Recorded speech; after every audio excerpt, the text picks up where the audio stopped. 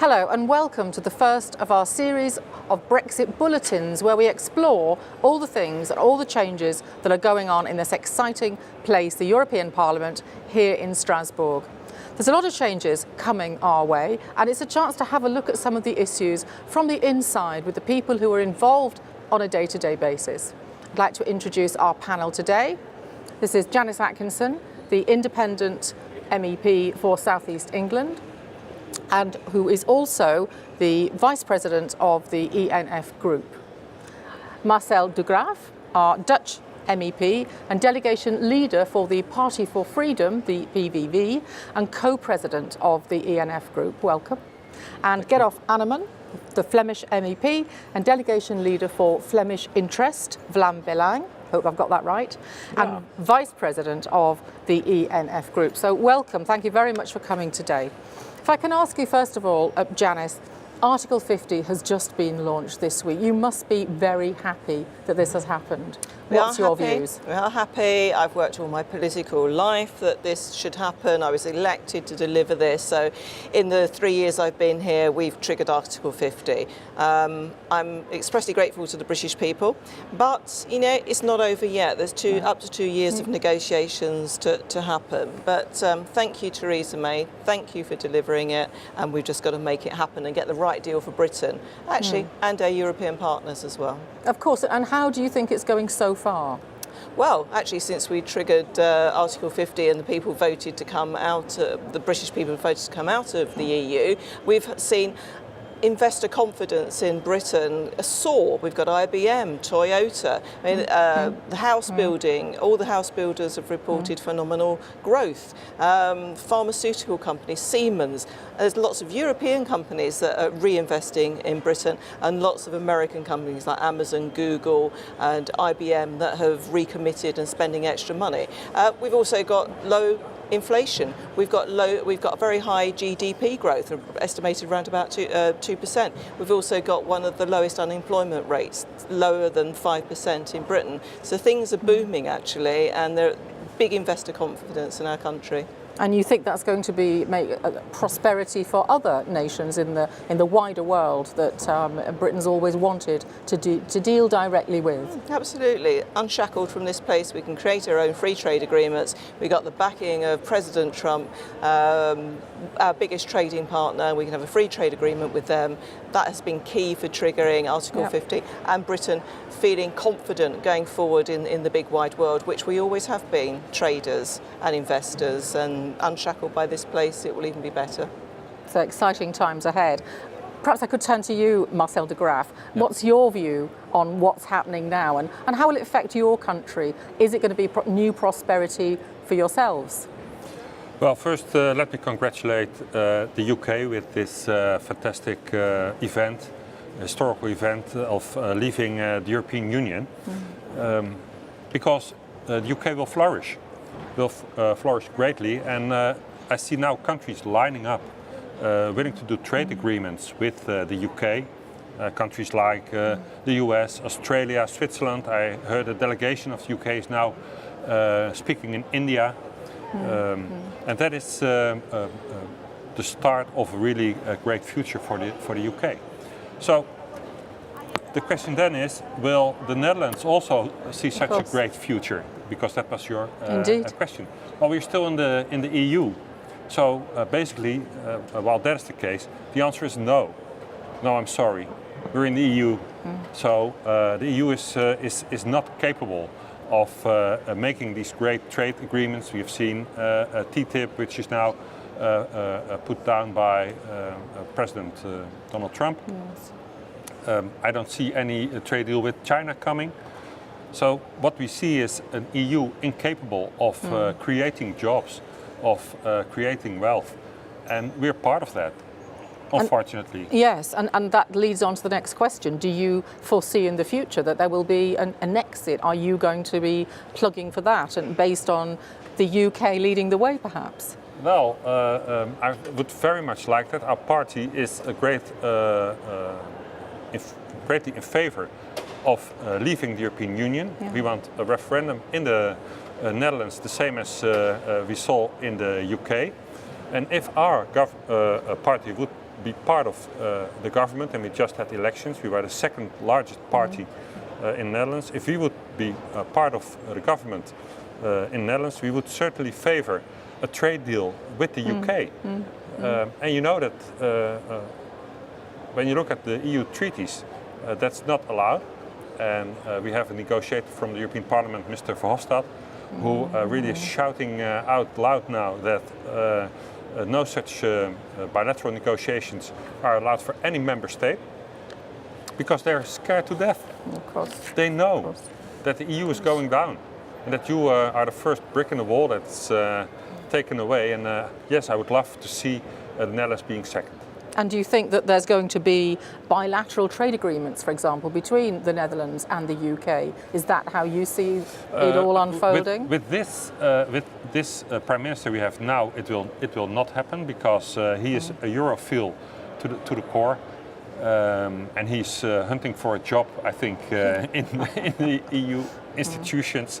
So with this guy, well, we are doomed. But we hope for a new elections very soon, and then I'm for sure that we will be the biggest party, and we will go into this disagreements with the UK. Well, first things at the first moment that's possible. Okay, interesting. Well, Gerolf Annemans, your party wants freedom. That's what you're all about. Can I get your take on Brexit and how it's going to work out for you in your country?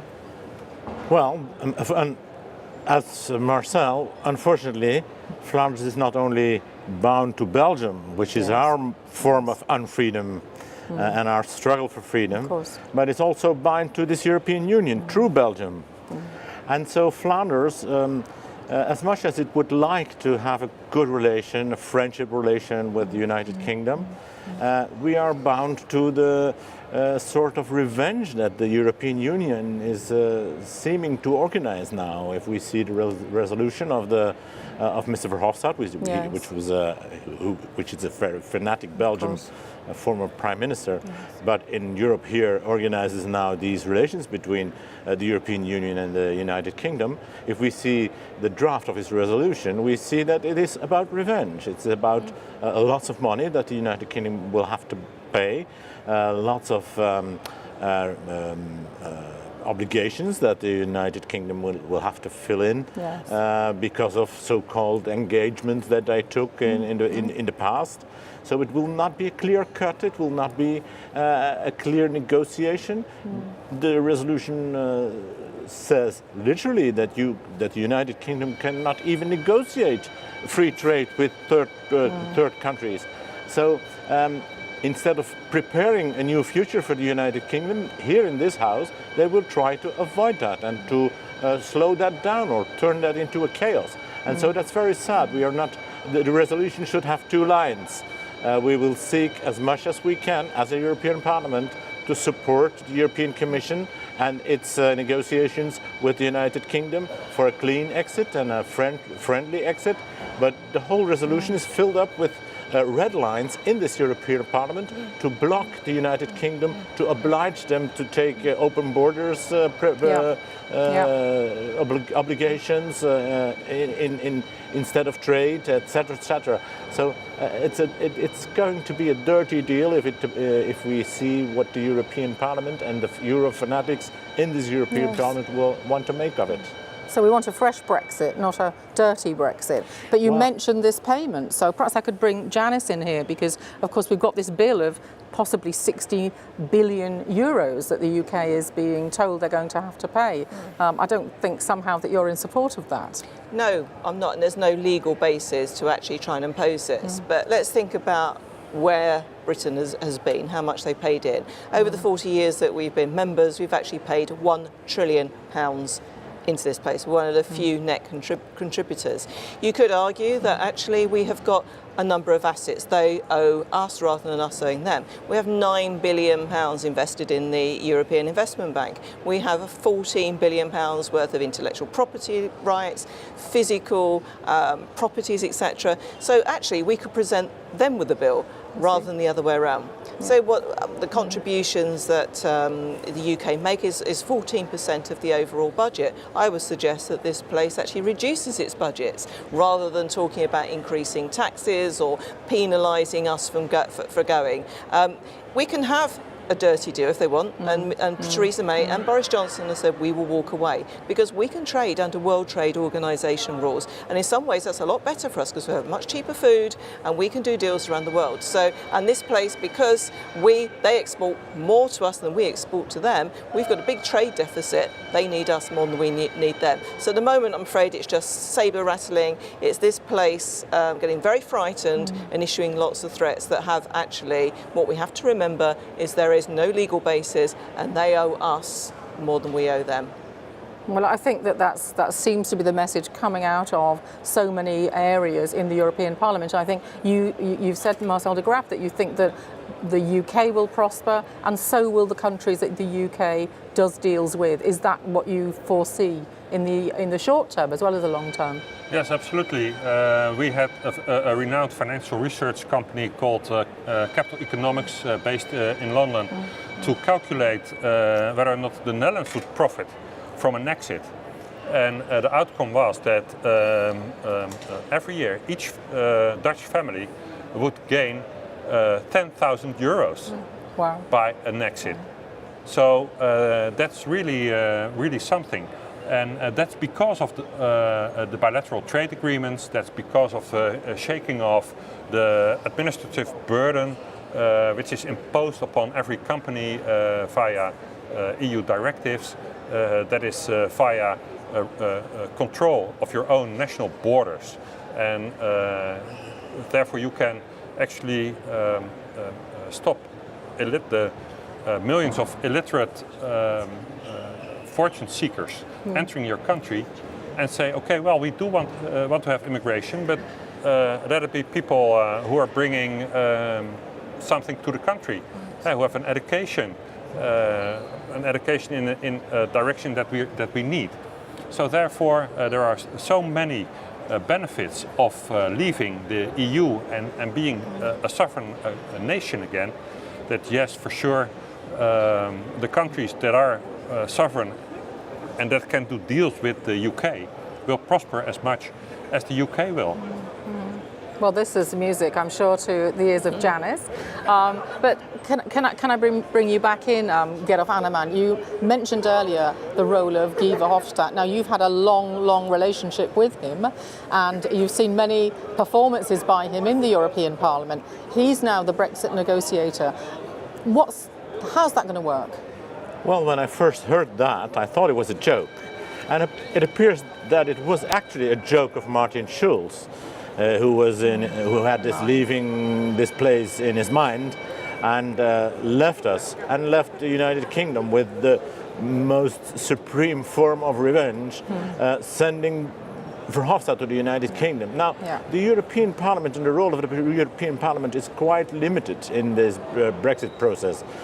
Mr. Barnier, who is a very reasonable Frenchman and who will make the deal for the Commission, he is the counterpart.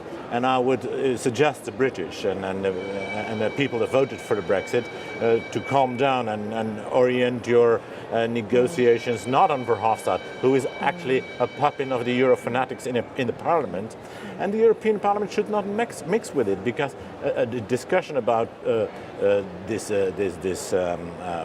millions of pounds that the United Kingdom or billions of pounds that the United Kingdom should have to pay.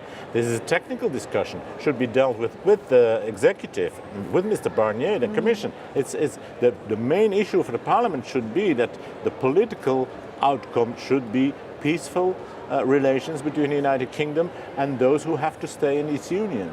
And instead of mixing into the technical deals just to make the Brits pay for it, we should, from this Parliament send out the political message of peace and good relations between this wonderful United Kingdom and the European Union that we're left in. But that is exactly the problem for them.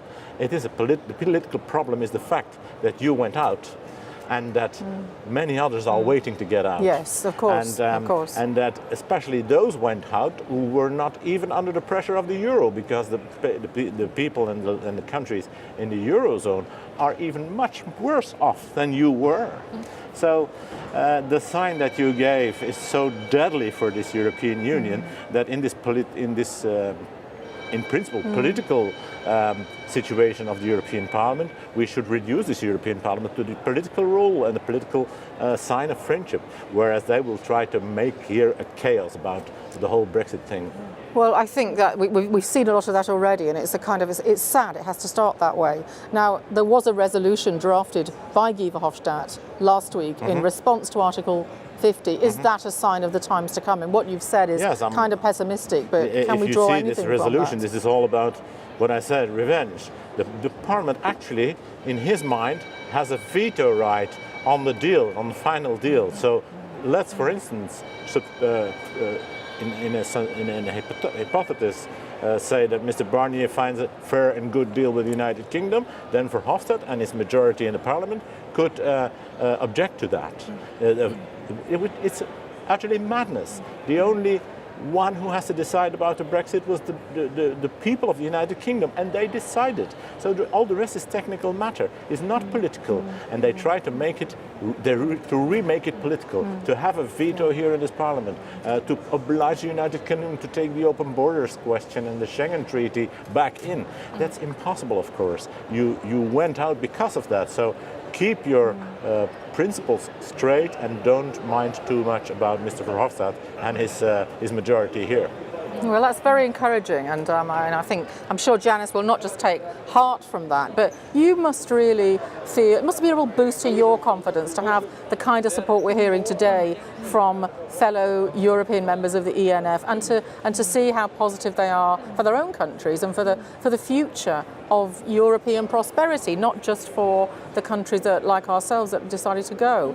And how do you want it to proceed? What's your vision? You're absolutely right, and it isn't just my group, the ENF, that's very supportive. Across the Eurosceptic right of the Parliament, we do have an awful lot of support. And I echo what Gerolf said about Verhofstadt. Verhofstadt was a political nasty appointment, somebody to come in and poke everybody with a stick. He doesn't speak for the Council. He doesn't speak for the Commission. I would actually like to see, I think Barnier is a reasonable man, but I have called for him not to have part in negotiations. I think it should be the Council. I think it should be Donald Tusk, the heads of state, and because it's them, it's their countries, it's the heads of states, the nation states that ultimately trade with us. And it's their companies within those states as well. So I think we should have business leaders involved. They talk about, it's going to take years and years and years to have a free trade agreement with us. It won't. It takes Wall Street and the City of London just a few months to discuss mergers to come together. Fair point. The main reason it doesn't as well in this place is because they want all the 27 member states to agree. And then you bring in the parliaments as well, and they bring in the unions and consult civil society. We've got communists in there, we've got Sinn Féin supporters and Greens. So therefore you never get a proper agreement. You don't get proper trade agreements. So what I propose is to take Verhofstadt out of this, take the European Parliament out of it, and hand it over to these people. And there's another sticking point to this. We have Cecilia Malmström, we have the sociology lecturer, a former socialist green type that doesn't really understand business, and that's why trade deals take so long, years. That's why TTIP failed, and that's why CETA took 6-7 years to get to the table here, and it's just a cobbled together trade agreement. They don't mean anything. And so therefore we've got to take her out of the equation because she's not actually qualified to do it. Put people that are qualified into it, the people from Wall Street, the city, the other stock exchanges from the European countries, and then we can go forward. And we can go forward with business and the heads of state. We certainly can't go forward with Guy Verhofstadt. The man is just a joke and somebody that actually really hates Britain and what we've done. So you can't deal with somebody like that. Go ahead, Marcel. And if there wouldn't be a deal, I think that wouldn't be a big deal, because it would always be possible to do trade via the World Trade Organization conditions. And then Also, because of the dependency of member states in the European Union, of the UK, they would do these deals, they would do the trade. Yes. And they would do it under the World Trade Organization conditions. So this Parliament thinks that it can make itself very big by saying, okay, we can veto whatever deal they're going to make between Council, Commission and UK. But in fact, if there's no deal, that could be, then it could be that UK is even best off, because you won't have to take into account things like the Schengen Agreement, the European Court of Justice. You know, yes. Verhofstadt proposed that the European Court of Justice would be the supervisor of this deal. I mean, then you're already back in via the back door. You mentioned all the committees in this Parliament, which are something like 30 or 40, should agree with the agreement. So it's madness, it's chaos if you let them do. And you know, we're really talking, you three represent historic great trading nations, well versed in the art of negotiation, which is kind of different to the history of the European Parliament. So, you know, I think that there's whichever way it goes, as you quite rightly say, you know, there are good times ahead. Well, there's certainly many issues to discuss here, and it's great that we can explore them. So we look forward to you coming back for our monthly look at what's going on. Thank you very much for listening today. Hope you found it interesting. Join us here again next month for Brexit Bulletin, and we'll be looking at the issues that matter. Thank you all very much. Thank you. Okay. Thanks. Thank you.